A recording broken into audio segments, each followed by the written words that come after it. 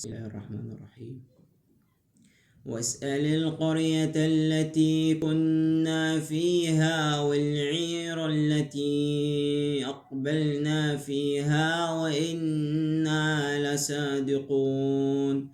قال بل سولت لكم أنفسكم أمرا فصبر جميل عسى الله أن يأتيني بهم جميعا إنه هو العليم الحكيم. وتولى عنهم وقال يا أسفا على يوسف وابيضت عيناه من الحزن فهو كظيم.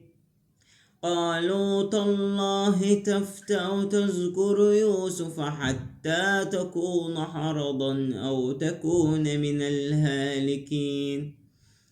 قال إنما أشكو بثي وحزني إلى الله وأعلم من الله ما لا تعلمون. يا بني اذهبوا فتحسسوا من يوسف وأخيه ولا تيأسوا من روح الله إنه لا ييأس من روح الله إلا القوم الكافرون.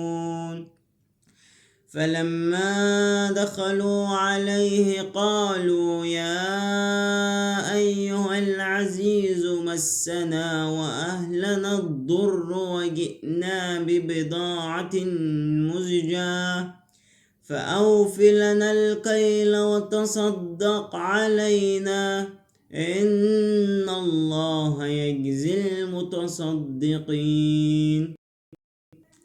اللي عرف لي صوت الشيخ دي يكتب لي في الكومنتات.